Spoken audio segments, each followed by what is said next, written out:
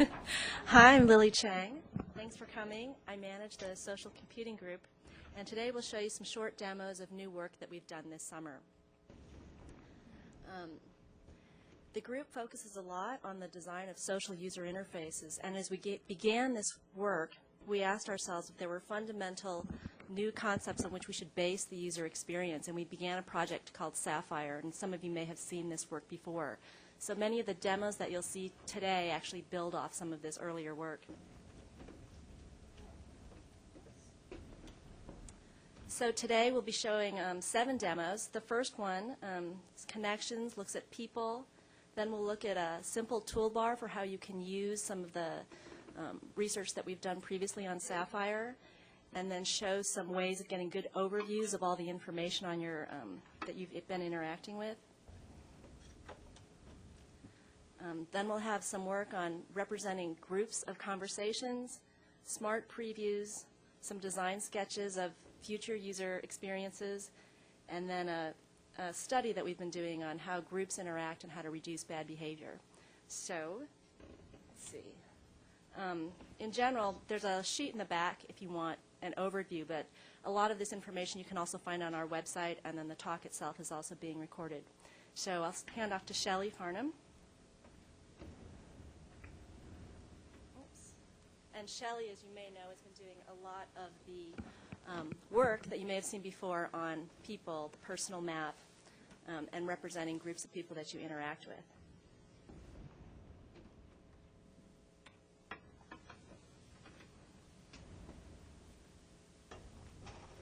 Okay, can you all hear me all right? This thing on? Hello? Can you hear me now?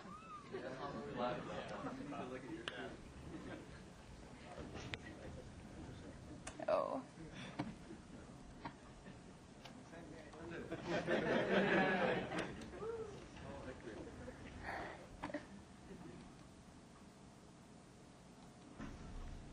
Oops.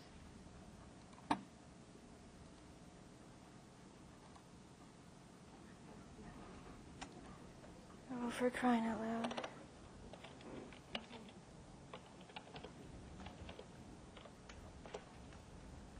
Where is it, Lily? Presentations? Is it here? Somewhere? Shelly. There's someone else, Shelly.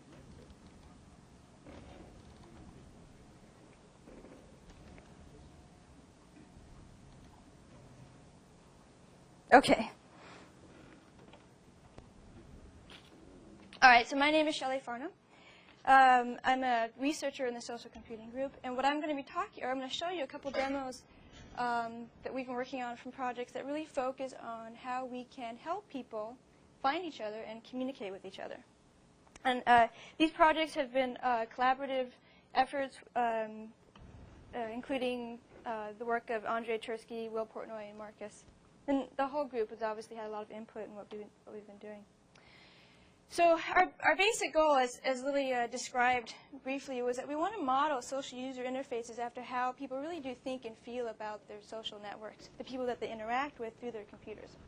We started this line of research a while ago with a user study where we actually had people draw their social maps. What we found at that time is that people really tended to put themselves in the middle of their own social map. They would put their important people around them. And then they would draw lines in between the important people depending on the nature of the relationships. And so what you would see was for individual, they're really embedded in this context of the relationships. We also found that people tended to sort people according to groups, but these groups look very dynamic with a lot of arrows pointing from one group to another because a lot of people, there's just a lot of movement across them. So we wanted to take the lessons that we learned from this user study and apply it to the contact list, which is a bit of a challenge because even now, today, people have a lot of trouble keeping their contact list up to date, right? And we think that's in part because your social networks are so dynamic. And so as much as possible, another goal of ours was to provide the structure to these social networks automatically.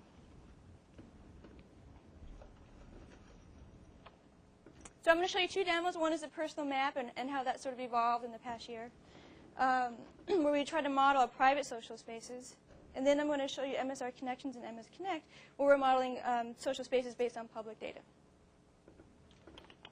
Okay.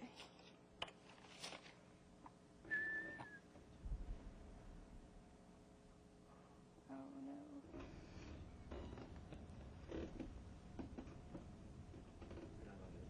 Am I not on my machine?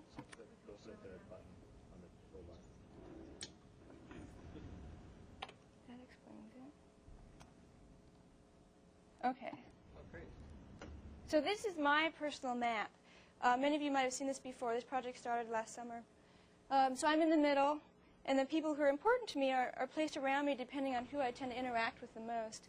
And then what you see are these sectors or these pie slices of groups, which we figure out depending on who people tend to email together. And I can actually adjust these groups, so I clump people into larger groups or break them down into subgroups again by adjusting the slider at the top. What's that?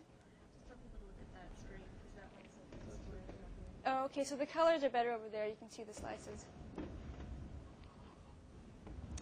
Well, like I said, we've been working on this project for a while, and we wanted to see. So we have this model of how, we figure out who's important to people and what are these groups. But we wanted to figure out, would that actually be something that people could use in their communication stream? And so what we made was a modification to the new email window, and what we have on the right there are the important people, my important people, ordered by importance. And then also under that, my groups, so the groups that I interact with at this dynamic level. I do want to point out that what's important about the personal map application is that it really does capture these dynamic groups, like people that you interact with as a group over the span of a month that you might not bother to actually get around to making a distribution list or sorting in your contact list. And I can, so this is a development team for the personal map right here. I can start an email to that team. I can add an individual. And the list changes. What we're trying to do is predict, given who's in your to list, who is most likely to be the next person you'd add into the to list. Okay. So here we're looking at your personal space, personal maps. We're also interested in looking at public spaces. So as much as you care about your own people, in your own inbox, you really care, especially in an organization like this, about who are the people that I should know in a larger social context. This is really important in an organization like this to actually be able to figure out who's the right person to talk to about a particular project or topic and so forth. So what we did this winter is we created this project called MSR Connections, where you could actually go online and you could figure out, okay, within Microsoft Research, who might be the right person for me to talk to about a particular project or topic. So here you can see Lily's page, her profile on the right, and she's in the middle, and then the people most similar to her are placed around her. But what's important about this is we decided to go with showing the lines between people because you can actually see why any two people are connected. So here I can see that Lily and Cesare are connected because they're both in the social computing group and they both work on the Sapphire project. What we wanted to do, though, is we wanted to make this a company-wide application. So we brought it back to the desktop, and we wanted to add some features. So let me show you what we've been doing with that just this past summer.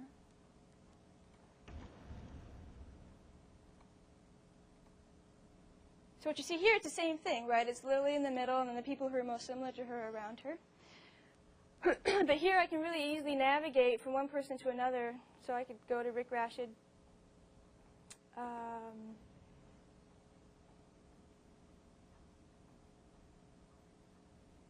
Trying to find Bill Gates, but I don't see him. Left top. Upper left? Up. Oh, there we go. And so what we do is we integrated the information about Bill Gates or anybody in this profile. You can see who are the most related people and who are the most related groups in more of a list view in addition to the map view. Yeah, least related. Yeah. So the idea is that, you would imagine, okay, I have a meeting with somebody. Just the other day I had a meeting with Mark Silby, and if you really you wanted to find out more about somebody before you had a meeting with that person, you could look that person up and you could see, oh, okay, look, there's Mark. Mark is he's a program manager. in the Longhorn Shell team. And I can see that he's connected to, I can see how he's connected to people and who he's connected to. But almost as important, I think, as seeing one particular individual in their social space is you want to see how is that person connected to me, right? So what's the path between me and that person? What are our overlapping social networks? So what I can do is I can right-click on Mark and say, point to me. This is a different visualization where I'm in the upper left-hand corner, and Mark is down here in the bottom right-hand corner. And this little yellow line is our connection, and obviously we don't have much of one. Our only direct connection is through Bill Gates. But I might, if I adjust the line visibility up here, I can see that actually, look, Rob Gerling is somebody who has a lot of connections to my group and a lot of connections to Mark's group. So he might be a good person for me to talk to learn more about Mark and Mark's group. We also thought that you might want to, again, you want to look at particular projects, not just people. So let's say I wanted to learn more about Longhorn. I can click on Go here. Oops.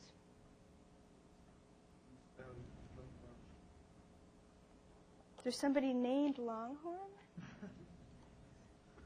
Okay. So I get a list of distribution lists that have Longhorn in the name of that, and I can pick one. And for me, let's see. The one that I really care. Oh, here, the Longhorn Groups platform. That's the one that I like. So again, here I can see, okay, now Mark Olson is the most senior person in that group. And I can see who he is and who are the people around him. I can see here that Anoop seems to be somebody who has a lot of connections across these two groups. And I can right-click on Anoop again and learn more about him if I don't know anything about him. What data are you using to figure this out? Oh, okay. So this is all publicly available data, right? And so what we're doing is we're integrating distribution list data with organizational information. So we're trying to combine those two types of information that are more formal organizational connections with those more informal connections that you get from distribution list information. Mark Olson is in office. Is he?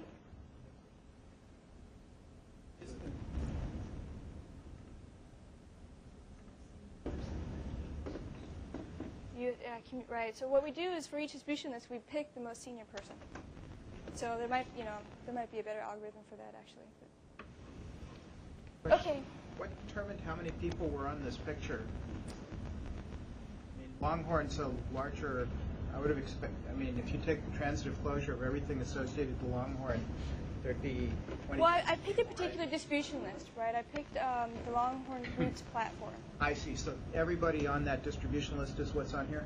No, this is my connection to the person who's on that distribution list who's most senior. But the people in the middle. Oh, I see. Right. So Right. the way that works is we see, okay, who's most important to Mark, who's Right. most important to me, and we look for overlaps. And then we use that to determine who's on the screen. And there must be some threshold, right? Because presumably, okay. We just picked I think the 25 or 40 most similar. Okay. Okay. Right. I mean, and these little pink lines here represent the organizational connections between people. So you can see that, all these folks here report to Lily and up to Rick, up to Bill, and then down again to Steve, to Jeff, to Stephen, to Ralph, to Mark. So it's just sort of a way to see up and down the tree how people are connected. Okay.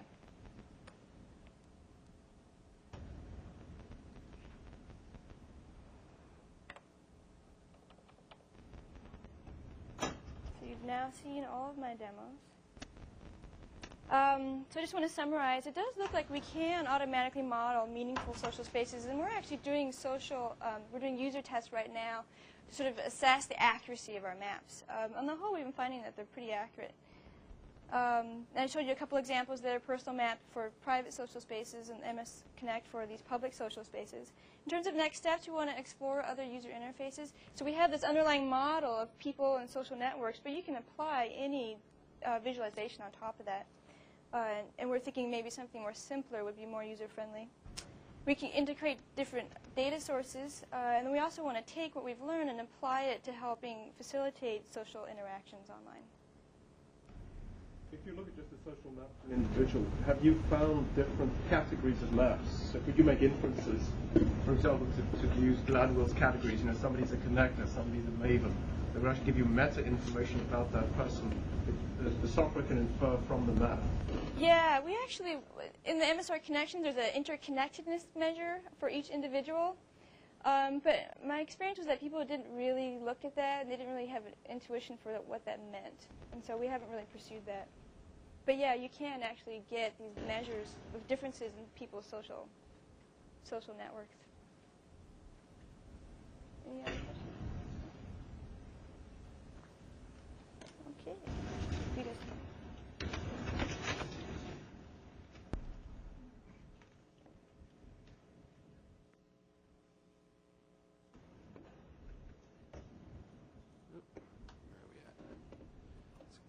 This and we'll hit cancel. We'll get rid of the little clippy guy. Cool.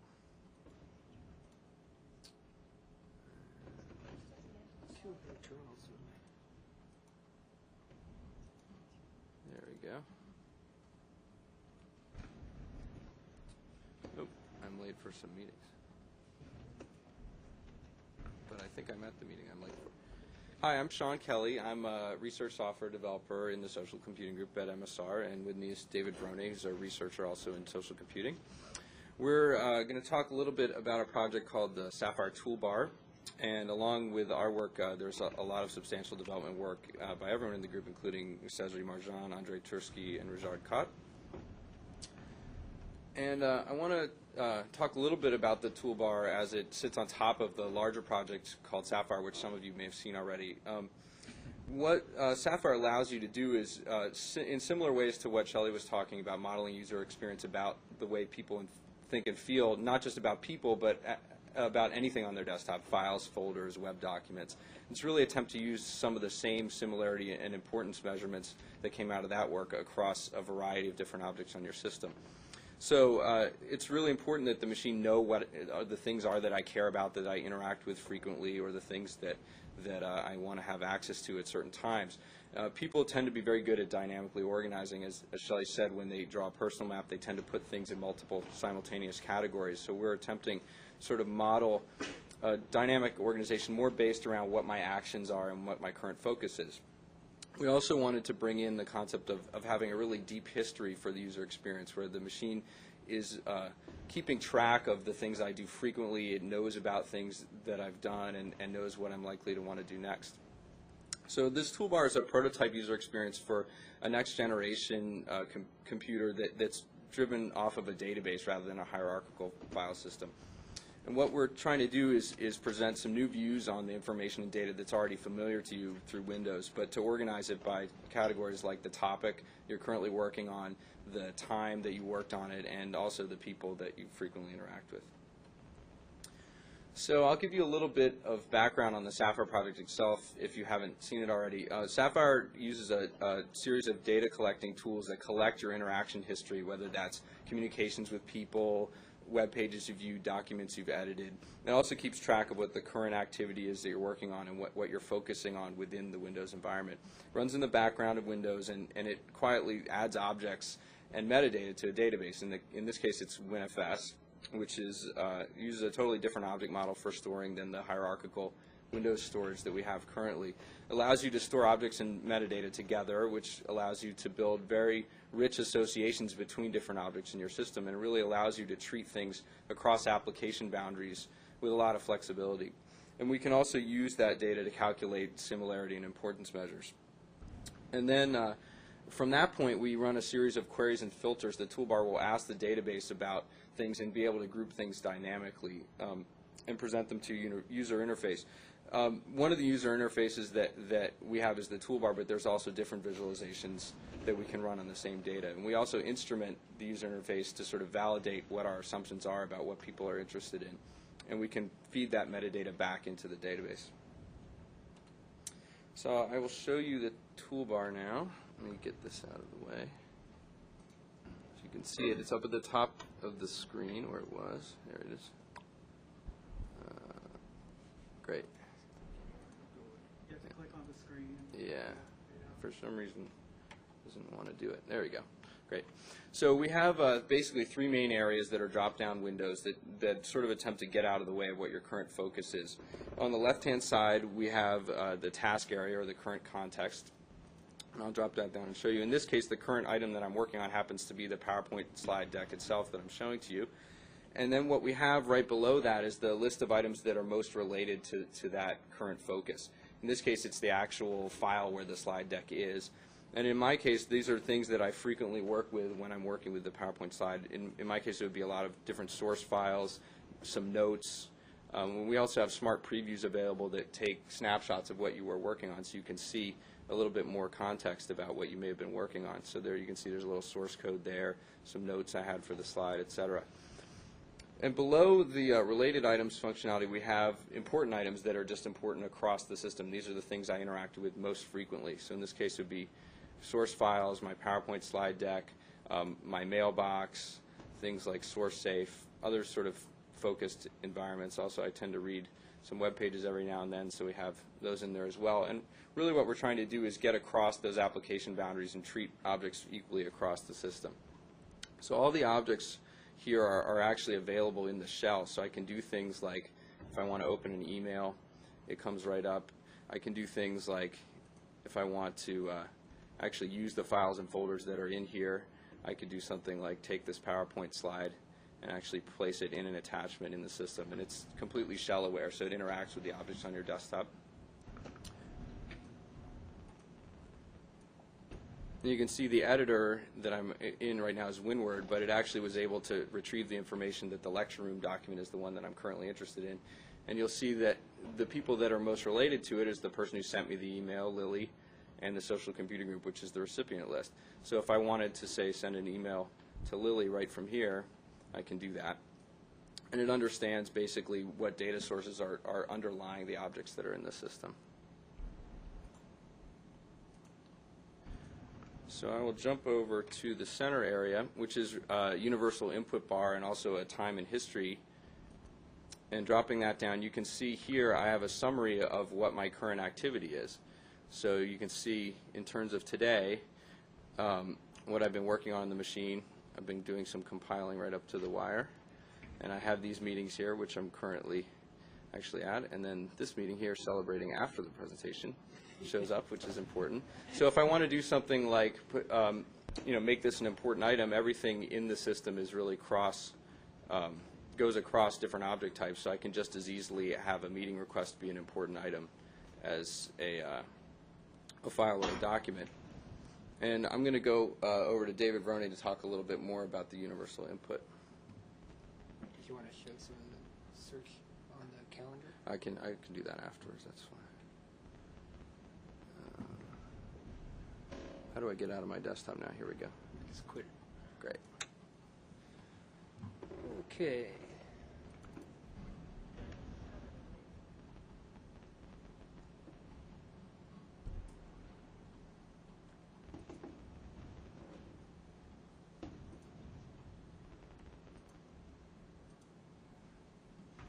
So this middle part of the screen here is,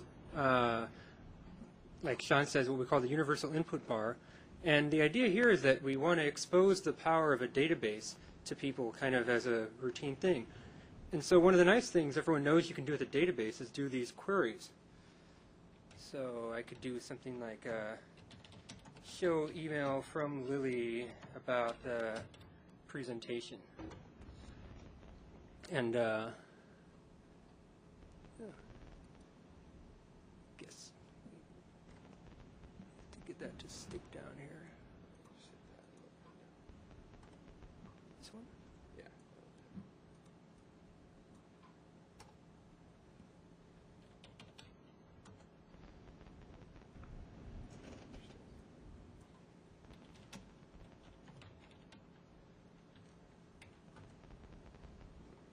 You want to try it on my machine? This goes to show no matter how many times you try this right before the demo, doesn't necessarily mean it'll work during the demo. Yours is open, right?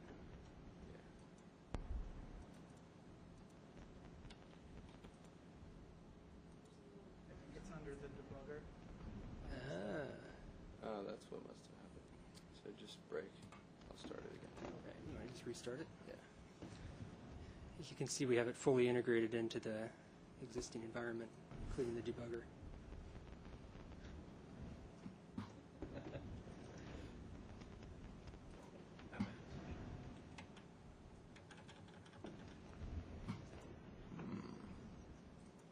Let's stop debugging. There we go.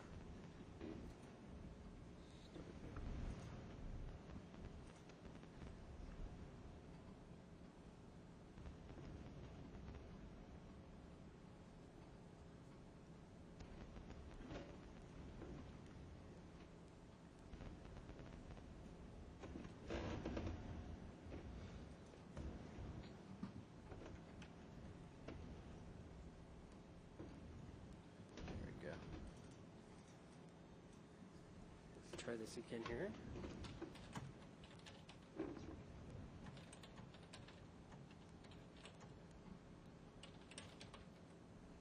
See if we can get some check-in mails. Okay, so here's an example of just an arbitrary query here. I'm asking the system to find all the email from Sean about check-in mail. As you can see, there's quite a bit of it here. It also pulls out, in addition to listing the items, it can also pull out items that it thinks are particularly relevant and make previews of them, although that doesn't appear to be functioning here. One of the problems that we've seen with people trying to use these database access systems is you have to know what the query language is. So I have to know what the syntax is. You know, how do I know that I need to type Sean, you know, show email from Sean about this? One of the nice things that we found with the database is that you can actually put the kind of grammar and intelligence about your queries in the database itself based on your usage history. So if I just start typing something like Sean, the autocomplete here can actually query the database in real time as I'm typing and figure out that based on the associations that it has to the word Sean, what's possible. And so you'll see that the number one hit that it comes back with is, hey, I found this person, Sean Kelly, who you have a lot of associations with in this context. And so maybe you want to see that person, or maybe you want to see emails about Sean, or things like that. If I type in Lily, again, it'll give me these different things. Show me the person Lili Cheng, files about Lily, and so on. If I want to clarify it, I can do something like Lily Mail. And this will actually, again, it's querying the database to find every possible association it can make between these things. And it kind of cross-references those with the allowable grammar forms. And so you'll notice in the completion it comes up with a particular grammar that it thinks might be valid. So I can always just have it pick one of those automatically and fill in. So as you use the system, whatever completions you like or however you like to phrase things, it can be associated with those query results. And this, of course, works for any type of object in the system. So I could also do something like show pictures. Find different pictures in the system. And Sean doesn't have very many pictures. There's one from Oahu. That's a good Is pic. a friend of yours here? Anyway, it looks like you must use real audio a lot or something here. It seems to have some high Those associations. probably have headers in them that say that they're a picture when they're actually just an image. That's interesting. So what were you searching on to find these pictures? Text associated with the picture, or were you actually... This one just said show pictures, but basically any data in the system that gets associated together. And so if I have... By data type, it was able to know that there's header information in this file that's associated with images such the time it was taken, the location, and that's how it knows to add that metadata to WinFS saying this is actually a picture. So for pictures in particular, we look for the EXIF tag that says it was taken by a camera. Why those are on those other pictures, who knows? So if I have, like if I start typing here, if I just hit L even, it'll know that, well, most of the time when I've typed L, I've done one of these first couple things here. So maybe I'm trying to get the Library News Service or Lily. As I clarify it, it'll go down. So it's not just remembering the string that I typed, it's doing the association of how that string was last associated with a completion. And do you want to show this working on the calendar? Sure. You can also use the user universal input bar to browse your history. So if I do something, for example, like, oh, I don't know, I'll type in Sapphire, it's actually querying my object history and showing me in orange there, those are the days that I have data on my machine that relate to the word Sapphire. And as we go down, you'll see here's the meeting today, here's the preview launcher, which we just ran. I can go back and look. Here's a file scanner that I ran related to Sapphire. And you'll see it's not actually keywords. It knows that universal input.sql is associated with the word Sapphire. So it's not just doing a text search. It's doing searches on the second order associations between the files on my system and that word.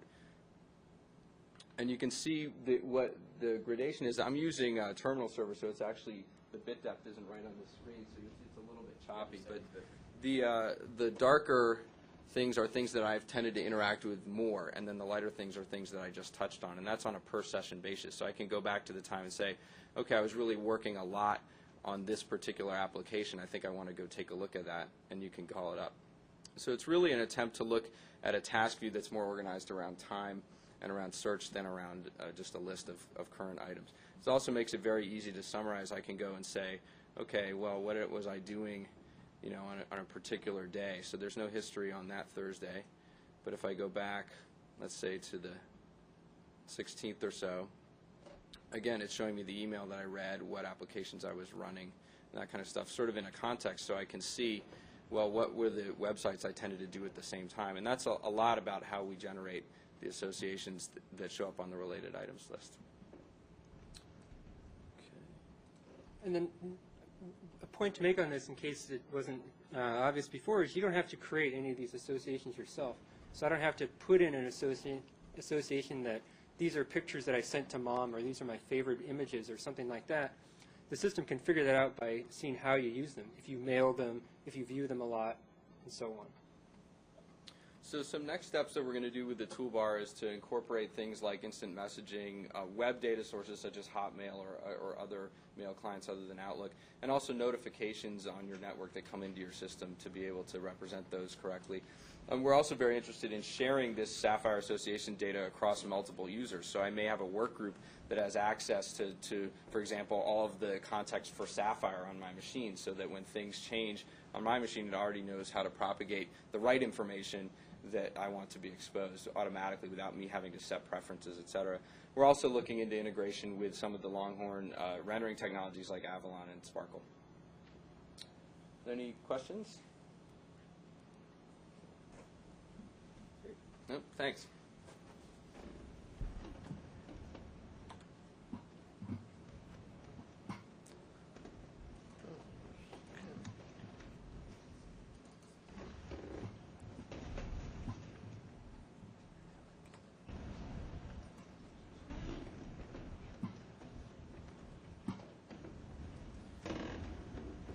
My name is Portnoy. I'm an intern this summer in the social computing group, and I'm a graduate student at the University of Washington, and I should be using the microphone. So I'm going to grab this quickly. Okay, it's supposed to fit on you. That looks good too. Yeah, I'll just hold it. I'm comfortable. So I've been working with Shelly Farnham and Andrei Tursky on this project. The idea is that we want to provide visual summaries of Sapphire data.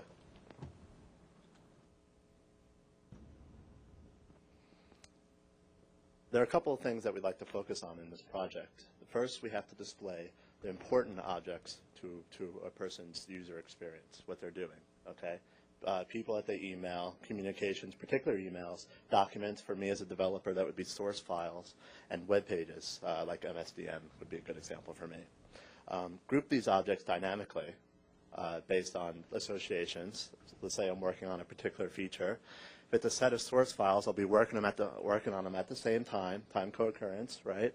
They'll be in the same location. I'll build and deploy them to probably a share where I'll probably email somebody to take a look at them. So we're monitoring all these associations, and then we're going to group these files together based on them. And then we're going to summarize the groups, because I usually name my features. It'd be nice if the computer could pick up on that and select names automatically.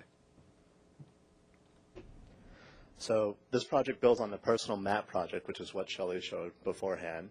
That focused on the relationships among people. In this case, we're focusing on the relationships among different types of objects and different types of relationships, not necessarily just DLs and org chart relationships, but when you use it, where it is, and other things. We're going to summarize it and visualize it.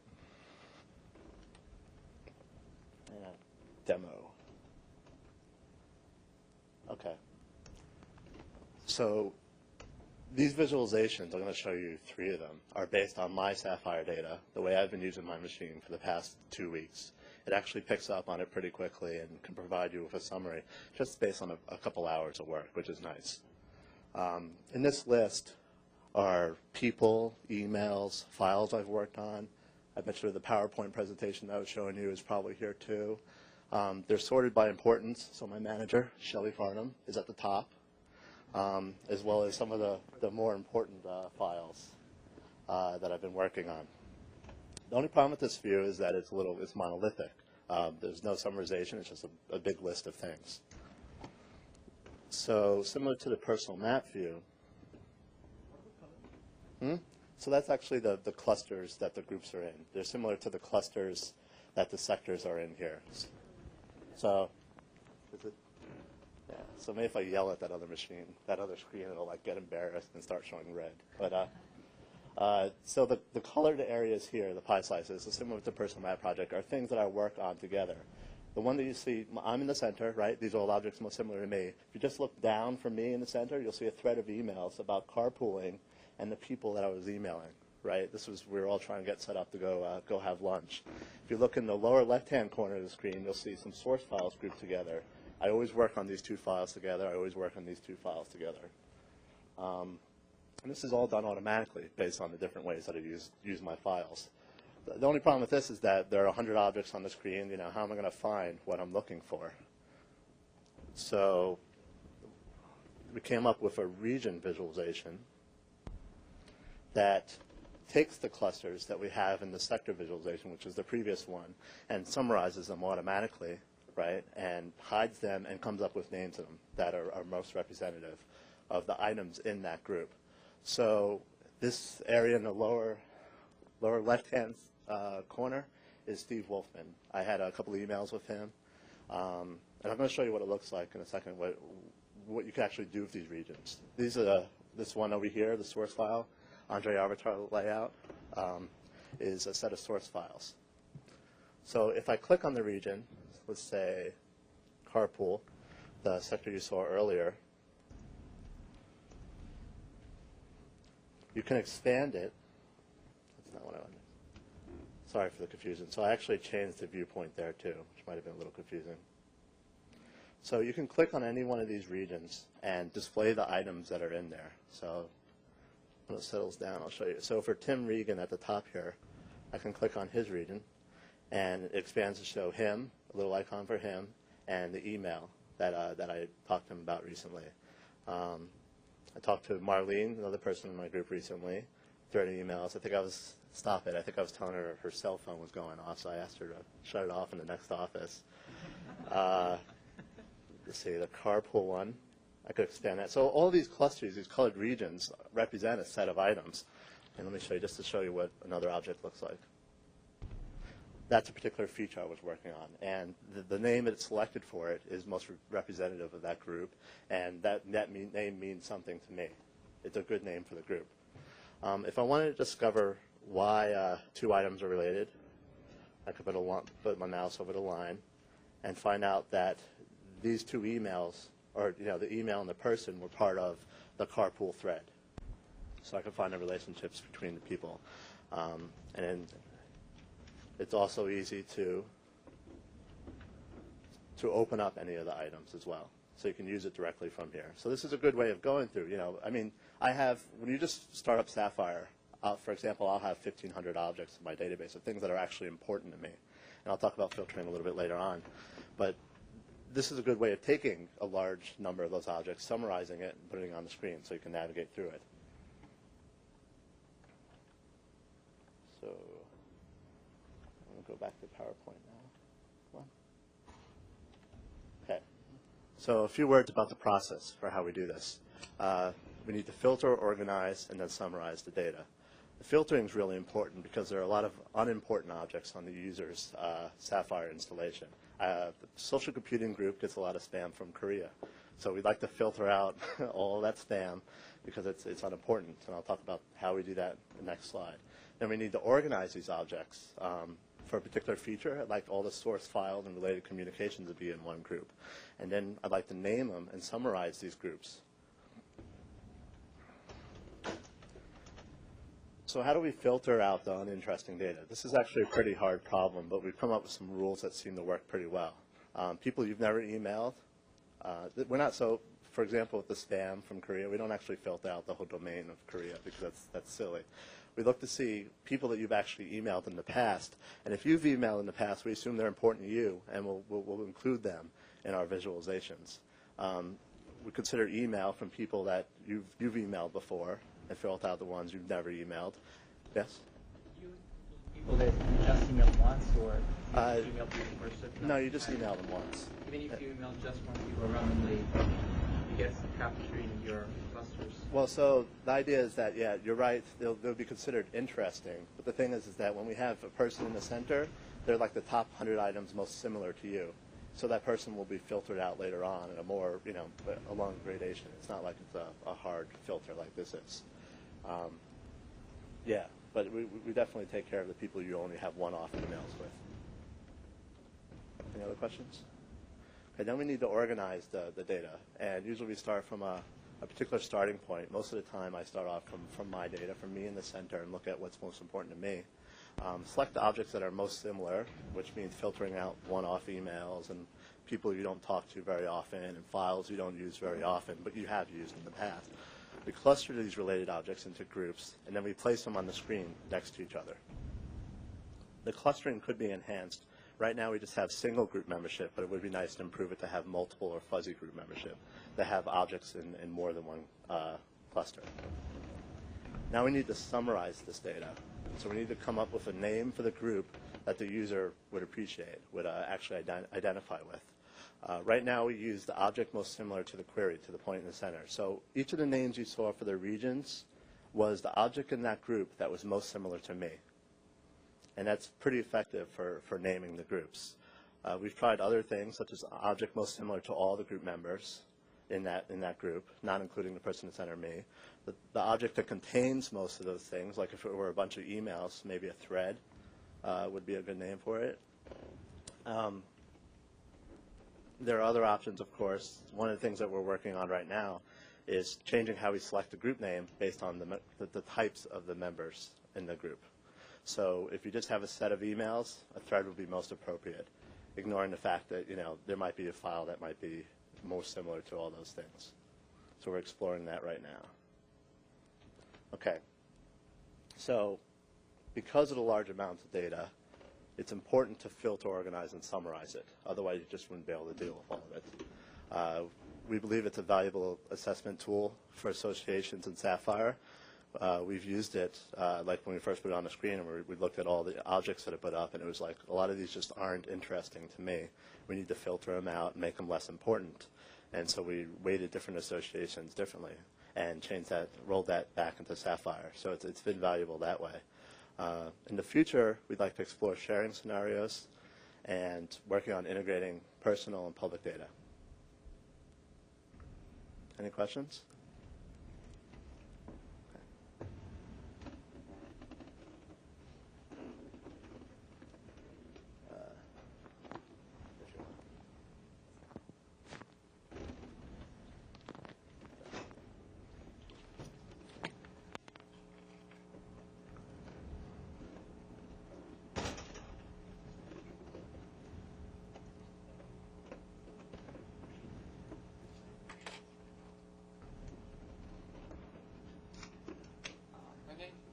My name is Jia-chi. I'll be talking about smart previews that I've been working on with Cesare, Lili, and Eric this summer. To better explain the concept behind smart previews, I'll be showing a mock-up of the UI first, and then I'll show working prototypes of document and email previews.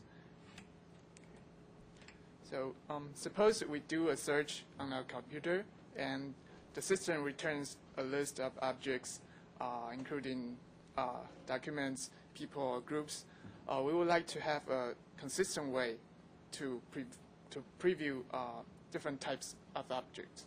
So for a document, the system shows the important information in the document, like graphics or tables. And for emails, the system shows preview of the entire thread and also important information such as attachments in the message. Okay. Now I'll show the working prototypes.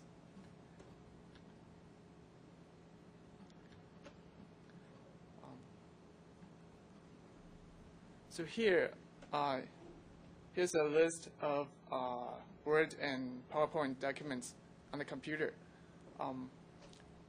So we can click on each item, and the system shows an exploded view of that document. So layout emphasizes the most salient information in the document. And this is the slide that I'm using. And the same works for Word document. Now here's a similar preview for emails. There are some items that are grayed out. That means there's only one message in the thread, and we don't show previews for those messages. So if we look at this one, Artie, our tester, sent a message, and Richard replied to the message. And then two people, Cesare and Shelly, replied to that message. And then Will replied to Shelly. And finally, I sent this test message just to include an attachment. So here, the lines show how much text is in that message, and also the little icons here shows who joined the conversation and who was dropped from the conversation. And the little star here shows that I sent this one. Okay.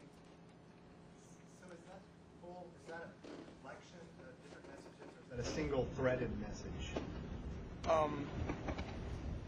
This is like these messages have the same conversation topic. Yes. Right, but they are different objects or different messages. Yes. Okay. And there are also built-in options. So we can set these options programmatically or allow the user to change, such as the overlap threshold or the border width. And we can use different options for different types of object to get the optimal layout.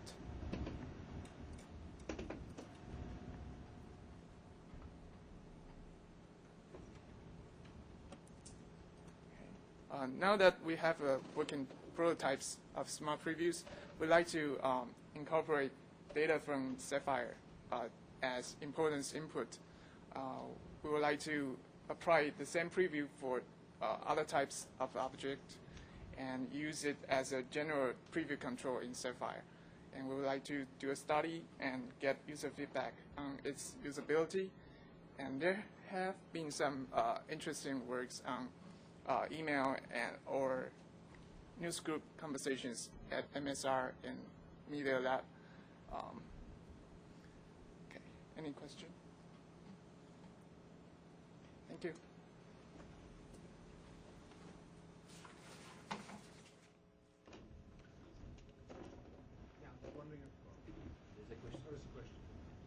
I was wondering if you guys have hooked this up to any other conversation source, like a news group or something.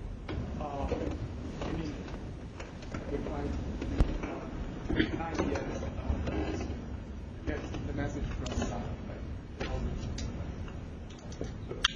implemented as a control or some reusable piece of code, or? Yes. This is essentially a control that looks at our Sapphire data, and at the moment we feed this data only from your Exchange inbox, but in principle you can feed it from newsgroups as well.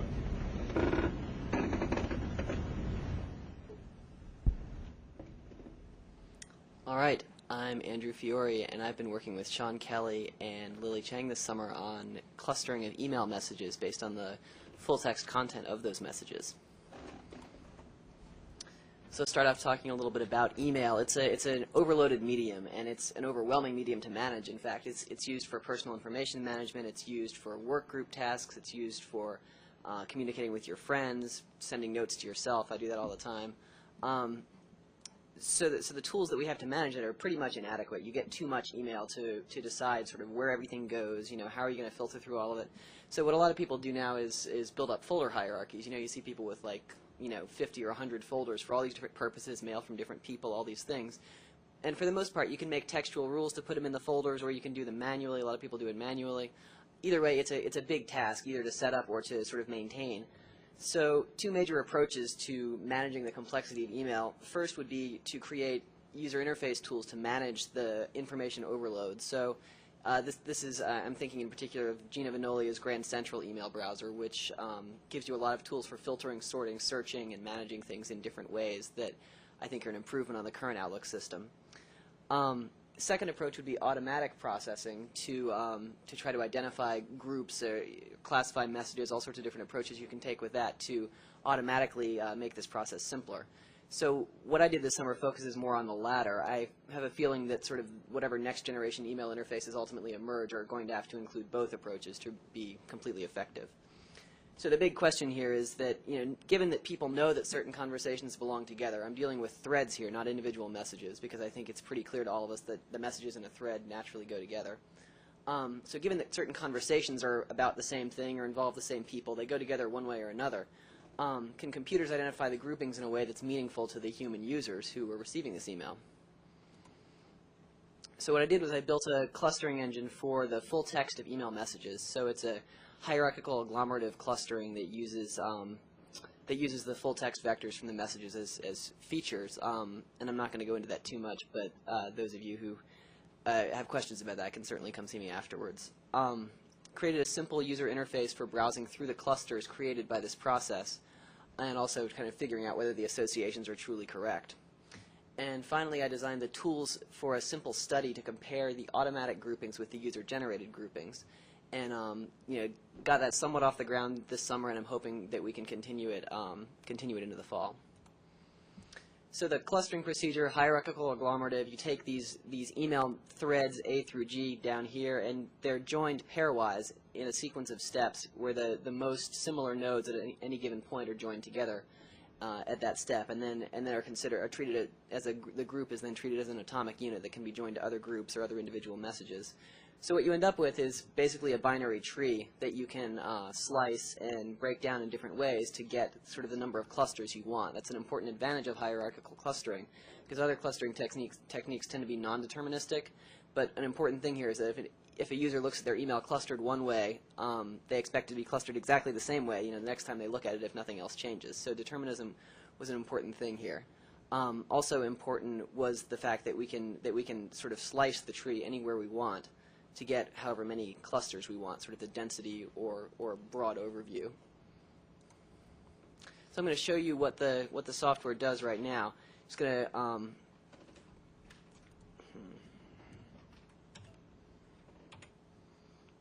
there we go. So this may just take a moment to come up.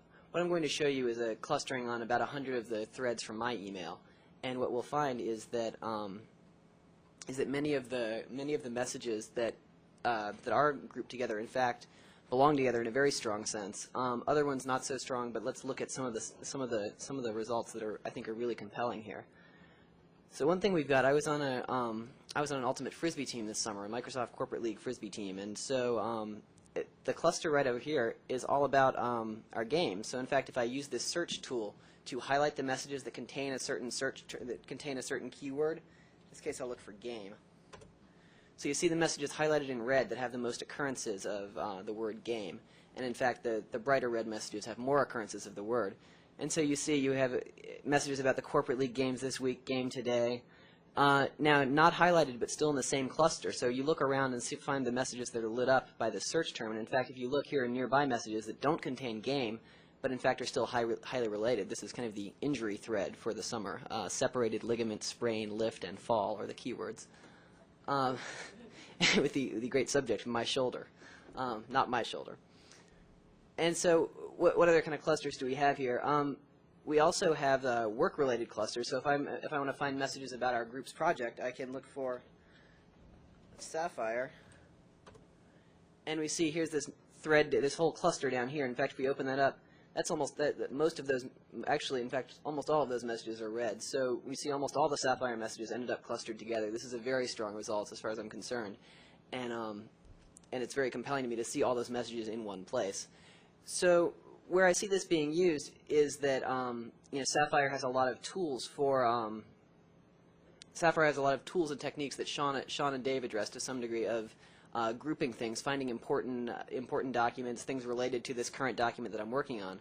So one way that this text clustering can be used, even if not in a standalone browser like the thing that I was just showing to browse the clusters, we certainly can use it as a tool to facilitate the Sapphire groupings in conjunction with things like temporal proximity, other things like that. So then the question is, how well does this clustering work? In using a hierarchical clustering technique, it's hard to assess on other people's data how well it worked. So I planned an informal user study, and I've implemented the tools to do it and started running some people. The plan is to ask 10 users to group 100 threads from their own mail manually. So give them 100 threads and say, just identify where the groups are in this, how do the groups break down in this set. We then attempt to match their groupings with machine-generated clusters and use up to 10 presets on my clustering software to try to make clusters that look a lot like the human-generated clusters. And the way we quantify look a lot like is to use this pairwise error evaluation, and I thank Shelly for suggesting this. The idea is just that if threads A and B are in the same cluster in the human-generated cluster, in the human-generated groupings, then it's good if they're in the same cluster in the machine-generated groupings. And if they're not in the same human-generated group, they should not be in the same machine-generated group. So basically, we're just looking at the percentage of pairwise associations that are correct in the machine-generated grouping. The next step then is to take, this is sort of the subjective evaluation step, is to take the best preset for a given user and apply that clustering, the machine clustering, to another 100 threads from their email, and then ask them to evaluate the results of that and see whether they feel like the machine-generated cluster on this new set of data accurately represents how they would group the same messages. And as I say on the slide, the results are still pending. We're still running that study.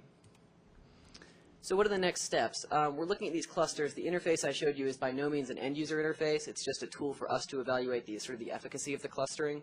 So how do we design the end-user interfaces? Will showed some possible ways to represent clusters and groups in a visual interface. And in conjunction with something like Jia-chi's previewing work, I think that we may be working towards a compelling way to look at these email clusters and groups of threads. A big question as far as designing the user experience there is how do machine-generated groups interact with user-generated groups? Because, suppose that I'm displaying a bunch of machine-generated clusters on the screen and the user just takes a thread and drags it out of there. So there's a big question of what does that mean? I mean, it has an obvious meaning in terms of the user is trying to move it away, but what does that mean in terms of the clustering technique? Because, the idea of sort of tweaking the algorithm by that sort of graphical interaction, I think, is a sort of hard, open question. And as I was saying, to integrate this with other measures of importance and similarity in Sapphire, I think will give us sort of a stronger similarity metric for the whole system. And I'm hoping that we can continue to build that in to the whole Sapphire system and use it on other types of documents as well, Word documents, PowerPoints, web pages, things like that. And finally, an issue with hierarchical clustering, and I think a lot of similar techniques, is that the complexity of the algorithm is is something like order n squared, and that can get pretty painful for large data sets. So one way to handle that is to filter out the messages ahead of time. So only filter messages from, or only cluster messages from Lili or from Sean. Find a way to reduce the set ahead of time, and then once you've clustered the smaller set, you can cluster the clusters in a way that that avoids that sort of the expense of that n-squared complexity. So this is one tool that I hope we can use to sort of help manage the complexity of email and also to improve the recommendation system in Sapphire. Some related projects inside MSR are Sue DeMay's Stuff I've Seen and Gina Vanolia's Grand Central email browser. You can find me at the Media Lab when I'm not here, and you can also contact Sean if you have any questions about this work. And thank you for your time. Have any questions? When you do your clustering, are all the texts that you use just equally sort of treated? So in other words, do you treat sort of like header information different from body information or Right anything now like there's that? no distinction, and in fact there's no minimal other information. I tried to stick strictly to the text clustering to kind of see what the efficiency of that would be, or the efficacy of that would be. And yeah, the stuff that Will and Shelly are doing is looking at personal connections, and I think ultimately, yeah, the synthesis of those things with the emphasis on interpersonal connections, the subject line, all those things, weighting those different things, combining them with other similarity metrics, I think is very powerful. There's something else that I didn't use at all is the Sapphire associations, which are things like, is there a file attached to this email, and was this email brought on screen at the same time as this other email? All those things together, I think, are a weighty combination. How big a set of email can you handle? Just to ballpark, get a sense of what the limits are here. Well, it depends on how you the efficiency of it is it's not where I would like it to be. I would say that clustering a couple hundred email messages while you wait is about the only reasonable thing. I also see it though as a sort of background process. A lot of the scanners and analyzers that we have in Sapphire run in the background over time. The text indexer is the same way. It's not an instantaneous process, but something that just updates when you're not there. So I see this as a similar thing. Maybe your email clusters while you're not at work at night. So like the gigabyte of mail that I have from the last 5 years, I shouldn't be thinking about that. I don't think you should be thinking about that. I would say that what I said about clustering the clusters is probably the right answer to that. So if you can find some way to group your email ahead of time a little bit or filter it down, and then cluster the results of those filterings, and then cluster the clusters, then you're reducing your complexity to a point that I think it's quite manageable. Question? Yes. Seems like one way to approach a problem like this is to have the user train the system and identify clusters in advance, and another way might be to try to let the system automatically identify the clusters. And users are resistant to trying to train the system in advance. They'd rather just have the system do it for them because people are inherently lazy. So where's the trade-off there in your work? Well, I'm not by no means an expert on clustering and classification. As I understand it, classification systems focus more on having a training set, and a clustering system like this requires no training set. I feel pretty strongly that, as you said, that users don't want to train. If we can find some way to kind of build it in such a way that it's not a chore, or that it doesn't feel like it's not like a big setup thing. I think that makes a little more sense, but I have a hard time saying that we should force users to classify 1,000 of their email messages first before the system will do anything for them. That's actually what we're trying to do in this study, is having them classify things by hand and then learn from those results. But the point of the study is to avoid having to do that with end users.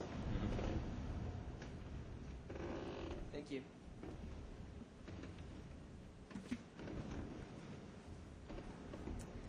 Hi, my name is Marlene Kwee, and I'm an architecture student at Harvard Graduate School of Design.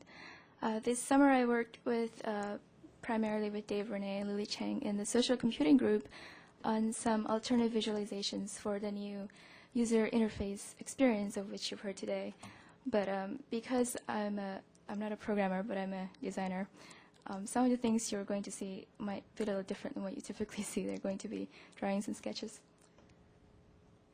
And so, my task was to come up with a new look or feel for the desktop experience. And in doing so, our primary goals were to provide better visual overview of the desktop and more dynamic user experience, ideally capitalizing on intuition and spatial memory of the user.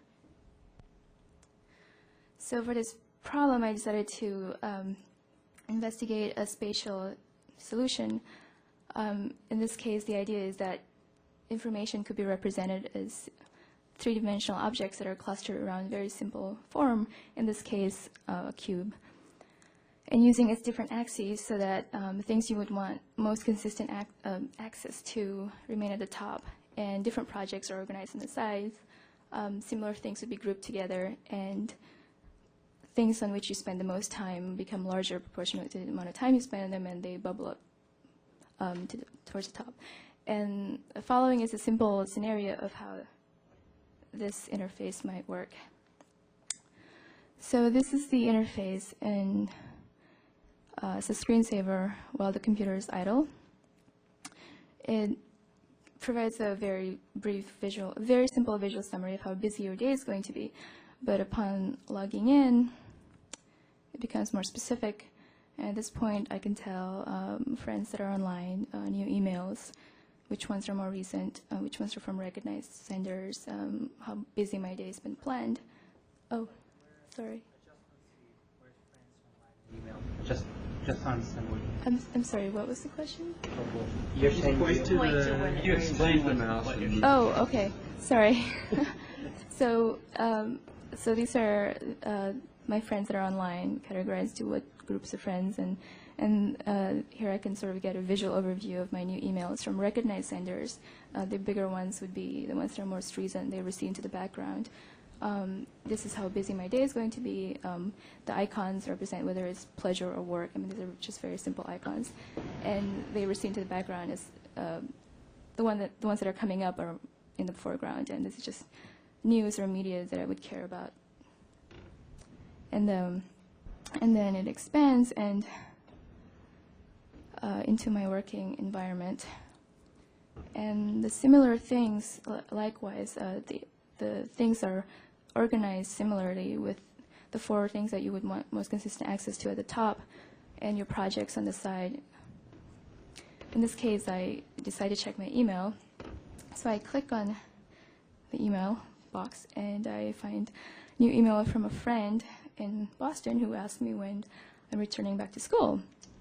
So I decided to compose a reply for her, and in doing so, my office mate, Andrew, logs in and interrupts with an instant message. So I decided to reply to him, and as the conversation continues longer, his icon bubbles out and starts to display things and documents that are relevant around him.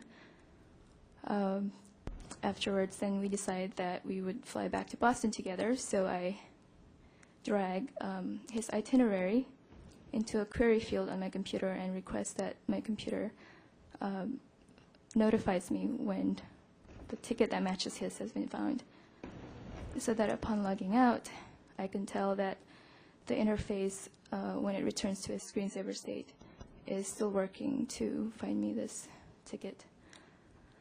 And so to summarize, that was just one of the possibilities that we had thought of. And if anyone is interested, I would be more than happy to talk about some of our other ideas. Thank you.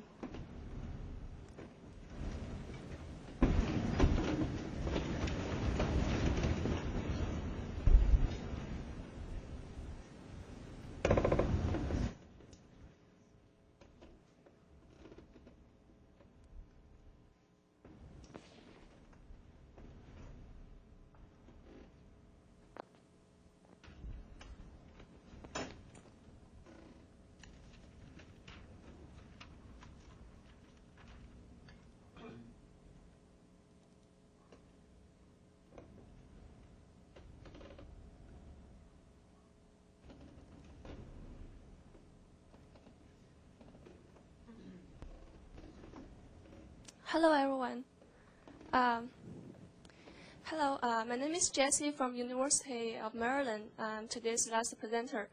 This summer, I'm working on a project about using a PRT system to reduce online bad behavior, and I'm working with John Davis. We have two research questions. First, how can we achieve critical mass in online community? And in particular, we are interested in how to increase interactions between the participants in the online community we created. And also, we want to know whether the peer rating system can help to reduce online bad behavior and increase good behavior. To study these two questions, we recruit MSN users and let them to communicate with each other in the distribution list we created. And we want to observe their behavior, see whether there is bad behavior happened, whether present or peer rating system can help to reduce bad behavior. We actually conduct two studies. First is the short pilot test. We worry about at the beginning that whether we can achieve critical mass in the community we created. So we conduct a pilot test. And at the beginning of the test, we find that people are not interact with each other. So then we did two things to help to change this kind of situation. First, we asked them to introduce themselves, which kind of break the ice between them. And then we switched to more simple topics. And this also increased the interactions between the participants.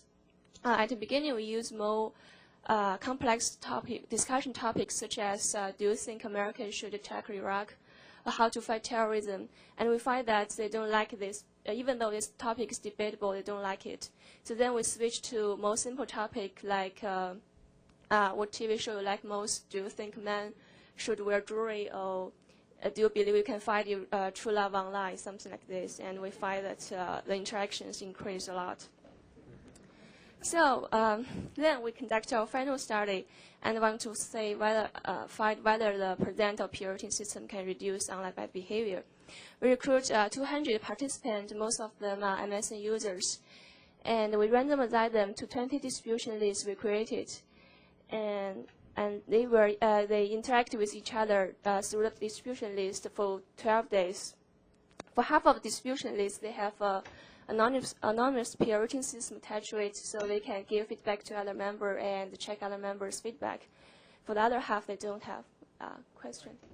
Did you ask them to interact between each other?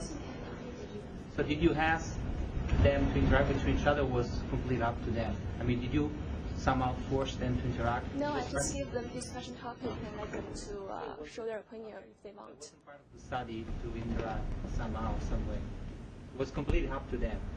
Yes. Okay. And so we, for half the group, they have anonymous peer rating system, and for the other half distribution list, they don't have it. And we want to find whether there is bad behavior happened in our research setting, and whether the present of peer rating system can reduce bad behavior. And at the end of study, we also let them to fill out the questionnaires. What I'm showing you here is all the interactions in these 12 days. You can see we got a lot of message here. Overall, we get like more than 1,000 message from these participants. They interact with each other. And so each group, like on average, have 60 message. But we find that the interactions also vary a lot. For example, like this distribution list number 16, they have almost 300 items. And for other, like number 2, they just have very few interactions. Also, for the first 10 distribution lists, number 1 to number 10, if you click on a message, you can see there is a header in each message, so that if you want to give feedback, please go to this website. If they click on it, you will be directed to a separate website where they can log in, use their email address and password. This is our group tool where it can give anonymous feedback to other members. Here, this is what I'm showing you here. It's a summary of all the members in this particular distribution list and their feedback. You can see this, for example, this first person has 3 negative, 1 positive feedback. We use thumbs up, thumbs down to represent negative and positive feedback. Click on this member, you can say why he got this feedback. For example, he got first 2 negative feedback because he used offensive language, another one because he's bad attitude, and he also has positive feedback because other people think his post is relevant. And they also can select a user and give a feedback, negative, positive, and provide a reason why they want to give the feedback. So basically, this is our peer rating system, which is very simple, but can let the user to give feedback to each other. And we want to know whether it works. Now you have to know the procedure of the study. I'd like to show you the result, part of the result. First of all, we find that 87% participants report that they experienced bad behavior before they study, which shows that online bad behavior is a very critical issue and it needs a solution. We also find that in both situations, there is both good and bad behavior happened.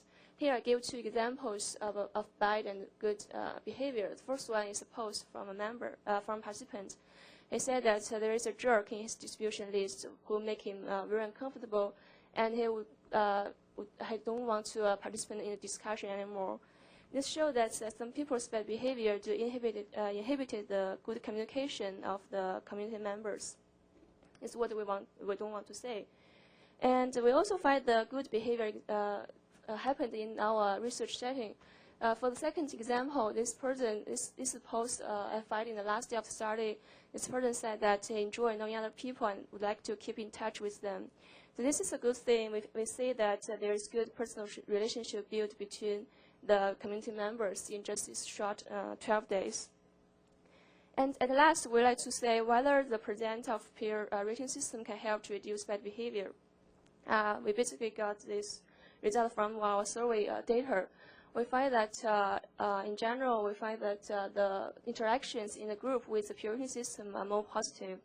The figure I show there in the bottom, it shows the group positivity, the mean of the group positivity, and the one on your left hand is the group with the peer rating system. So you can see that's more positive. We also conduct some other statistical analysis, and particularly we find that the group with the peer rating system, the participants report less personal attack, and they are more concerned about their own behavior. In other words, they are more self-regulated. Also, we find that overall, the interaction, the participants think they are more satisfied with their interaction with other community members in the group with the peer rating system, which show that our simple anonymous peer rating system does help to reduce bad behavior and most importantly, increase overall communication quality. So this is my study. To summarize, we have 3 takeaways. First, we find that self-introduction and simple topic can increase the interaction and achieve critical mass. And second, we find that anonymous peer rating system can help to reduce bad behavior and increase overall communication quality. And it could be simple. I'm not a programmer and just developed this peer rating system in less than 1 week, so I can assure you it's very simple. It's very simple to develop. And at last, we think the framework used in this study can also be helpful to study other related research questions about online communication. For example, we are thinking to conduct further study about the impact of profile on behavior, and also we're thinking to compare different reputation systems. So basically, this study, I have a lot of details about it. If you're interested, you can contact me through that email, or you can contact John Davis in Social Computing Group. And at last, I'd like to thanks to Games Group who provided us valuable suggestions during the study. And also, MSN groups allow us to post a sweepstake in the website to recruit participants. At last, Em and Jeff in the MSR support help us to maintain the online lab and the distribution list. Thanks. Please. I think it's really interesting idea, actually. And I was just curious, if you find out that there are certain you find out in groups composed of males and females, there are more bad behavior in groups that are only about men, or doesn't matter. If you know what I mean, if there are certain relation with the fact that certain groups are only composed of male person, or when they're like only, I don't know, something like that, it just didn't matter. Yeah, we have all the interactions data in these 12 days, but unfortunately we haven't got enough time to analyze all of them, so we will definitely analyze the behavior data, yeah. Right, so in this study, all the participants are randomly assigned to the groups. So it was. But you could do a study using the same framework where you assign men to one group and women to one group. I think that's what Jessie was referring to at the end. It's the same thing. Very different things to do. It's really interesting. But with those gender-specific groupings, wouldn't that also alter the definition of what is considered bad behavior within that group? Because when a bunch of guys get together, there are different rules than when there's a company of the opposite sex. They act differently around The peer rating system is, are you doing something bad in this context? That's right. It's totally context specific. I mean, you get to define what is bad behavior, and you get to rate someone based on your definition, which is the kind of view.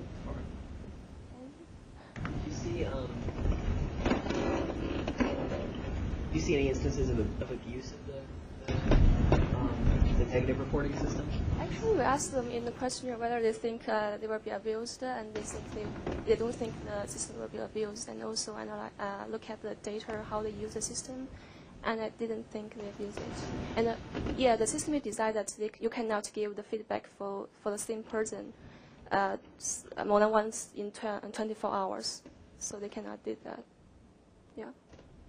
You got my question, but I had another one, which is, do you find this system self-selects, if you apply the clustering sort of algorithms to a given large system, do you find it sort of auto-homogenizes, if you know what I mean? Similar people in whatever context kind of clump together. They sort of all positively reinforce each other, but negatively reinforce everyone else. This is probably far out there. Asking if the community could sort of bifurcate based on reputation. Or multi-bifurcates, if that's a word.